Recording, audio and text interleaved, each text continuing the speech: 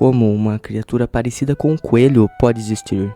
Como um simples peixinho pode virar uma garota? Essas são coisas que, obviamente, só podem acontecer em filmes, mas também em sonhos. E uma coisa interessante sobre sonhos é que, apesar de parecerem completamente fantasiosos e inventados, eles quase sempre nascem de coisas que a gente já conhece. Nos filmes do estúdio Ghibli existem muitos elementos de fantasia que fogem completamente da nossa realidade humana. Mas, ao mesmo tempo, existe uma sensação constante de familiaridade quando assistimos a esses filmes. As histórias geralmente acompanham personagens vivendo vidas comuns, que de repente se veem no meio de lugares ou situações mágicas e desconhecidas. Como a Chihiro em A Viagem de Chihiro, ou a própria Sophie em O Castelo Animado. Esses personagens também acabam criando laços com figuras extraordinárias, como a Mei e a Satsuki em Meu Amigo Totoro, ou o Sosuke quando encontra Ponyo. Mas o curioso é que até esses personagens mágicos se encantam com coisas completamente banais do dia a dia. A Ponyo é o melhor exemplo disso. Ela fica completamente animada com coisas simples, como a forma como o lamen é preparado ou o gosto do presunto. E é exatamente isso que torna ela tão cativante. Quando você para pra pensar, é engraçado. Um peixinho que se transforma magicamente em uma garota, mas que se surpreende com o gosto do presunto ou com alguém cozinhando lamen. São coisas tão simples que a gente nem pensa muito. A gente não fica empolgado com presunto, mas no filme isso vira algo extraordinário. E essa é uma das maiores forças do Ghibli, transformar magia nos momentos mais comuns. Outro exemplo marcante, talvez um dos mais icônicos do estúdio, é a cena do ponto de ônibus em Meu Amigo Totoro. As irmãs estão simplesmente esperando o ônibus quando, de repente, o Totoro aparece e começa a esperar junto com elas. E quando começa a chover, elas dão um guarda-chuva pra ele. E o Totoro fica completamente fascinado com o som da chuva batendo no guarda-chuva.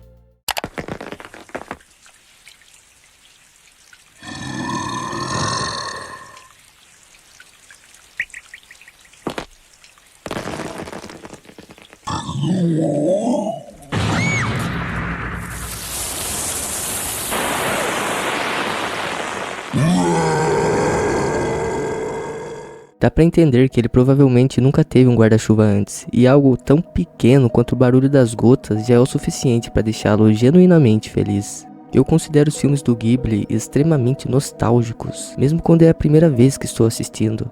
O primeiro que eu vi foi A Viagem de Chihiro, quando eu era bem novo, e mesmo naquela idade eu já sentia aquela sensação estranha de estar vendo um mundo tão mágico que dava vontade de viver dentro dele. Mas eu só fui reassistir esse filme anos depois, bem mais velho, e foi aí que eu acabei assistindo a todos os outros filmes do estúdio.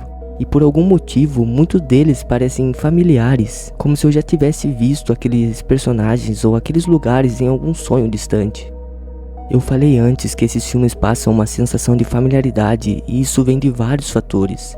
O primeiro é que os personagens parecem pessoas reais, eles não são perfeitos. A Chihiro, por exemplo, quando a gente conhece ela é chorona, assustada, irritadiça. Ela não é forte, não é corajosa e chora o tempo todo.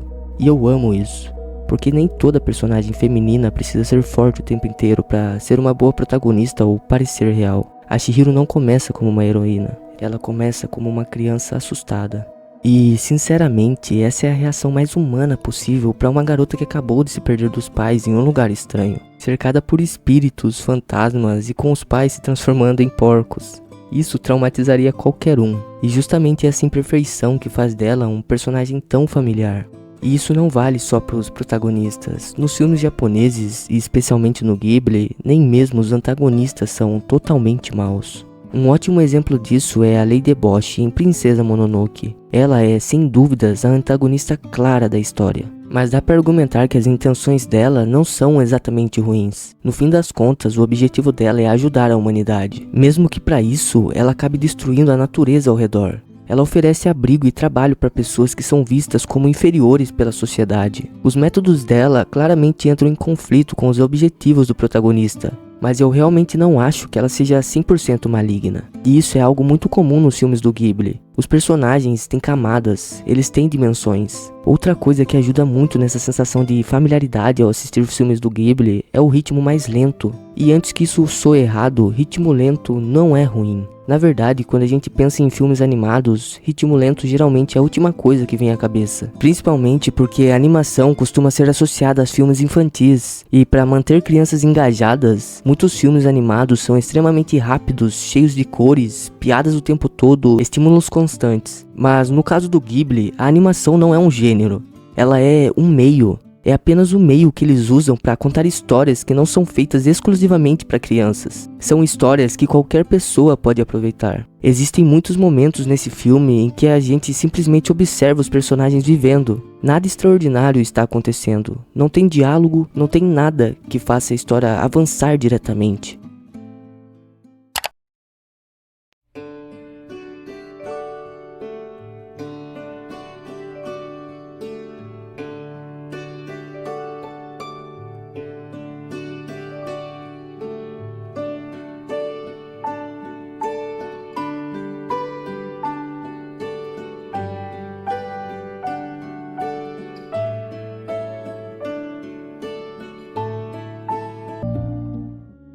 Mas esses momentos existem para que a gente conheça melhor quem são esses personagens. Ao observar como eles agem em situações banais do dia a dia, a gente sente um realismo dentro da fantasia. Existem vários exemplos disso, mas eu quero falar especificamente de um momento em O Serviço de Entregas da Kiki.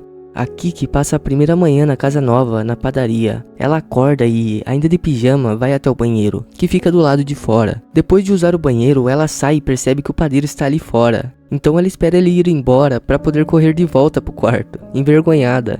É uma cena extremamente simples, nada emocionante acontece. Nada realmente importante para a trama, mas ela mostra exatamente o que a Kiki está vivendo naquele momento. Ela é uma garota jovem que ainda não se sente confortável morando em um lugar novo, com pessoas estranhas. Ela não quer passar vergonha.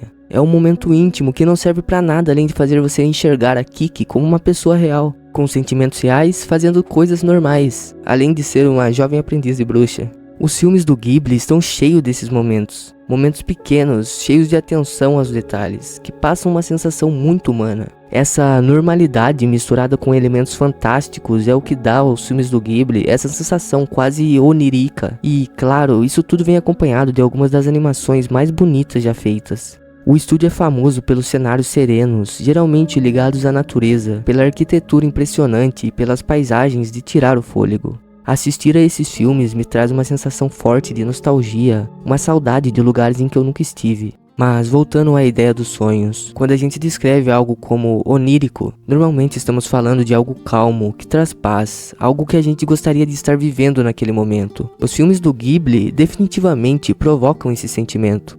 Então eu queria saber, você sente como se estivesse sonhando quando assiste a um filme do Ghibli? Se sim, qual filme mais te passa essa sensação? Pra mim, com certeza é A Viagem de Chihiro. Como eu disse antes, foi o primeiro filme do estúdio que eu assisti, e continua sendo o meu favorito, e eu sinceramente não acho que isso vá mudar algum dia, a não ser pelo castelo animado. Os sentimentos que eu tenho quando assisto a esse filme são difíceis de colocar em palavras, mesmo eu tendo tentado fazer isso ao longo desse vídeo.